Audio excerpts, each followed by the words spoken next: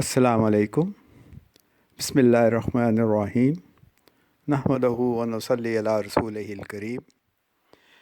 آج ہم صحیح احادیث کی روشنی میں امیر مہدی، حضرت عیسیٰ علیہ السلام اور مسیح الدجال کی مستقبل میں آمد اور نتائج کا مطالعہ کریں گے۔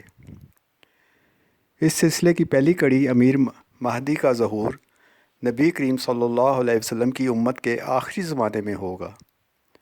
ان کا نام محمد ہوگا۔ ان کا عہد 7 یا 8 سال پر محیط ہوگا۔ امیر مہدی اہل بیت سے ہوں گے۔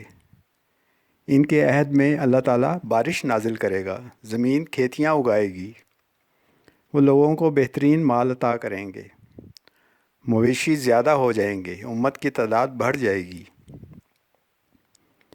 امیر مہدی ظلم و ستم کی جگہ عدل و انصاف عام کر دیں گے۔ صحیح احادیث کے مطابق امیر مہدی کے ظہور کے بعد کسی وقت دجال کا ظہور ہوگا، اور یہ اللہ تعالیٰ کی طرف سے نازل کردہ فتنوں میں سے سب سے بڑا فتنہ ہوگا، یعنی دجال کا فتنہ۔ دجال کے ظہور کے بعد حضرت عیسیٰ علیہ السلام دمشق کی جامع مسجد کے سفید مینار میں نماز فجر کے وقت ظہور ہوں گے۔ دجال مشرقی سرزمین خراسان سے نمودار ہوگا، اور اس بحان کے 70,000 یہودی دجال کی پیروی کریں گے۔ دجال کی سب سے بڑی نشانی ایک آنکھ سے کانا ہوگا،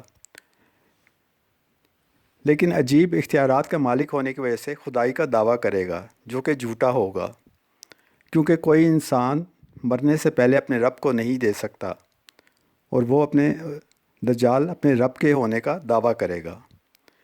اس کا ظہور زمین پر اترنے والے فتنوں میں سب سے بڑا فتنہ ہے۔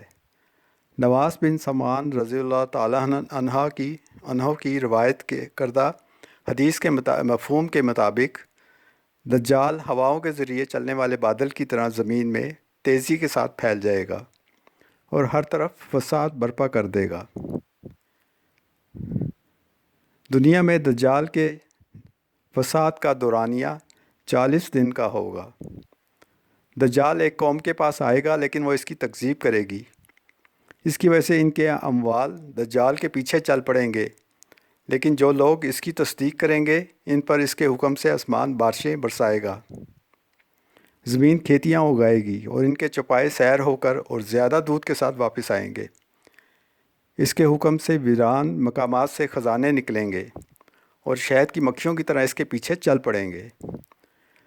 مدینہ کے محاصرے کے دوران یہ ایک مسلمان کے 2 ٹکڑے کر کے جان سے مار دے گا، لیکن مارنے کے بعد اس کو بلائے گا تو وہ زندہ ہو کر اس کی طرف متوجہ ہوگا۔ اس کے پاس جنت اور آگ کی طرح کی 2 چیزیں ہوں گی۔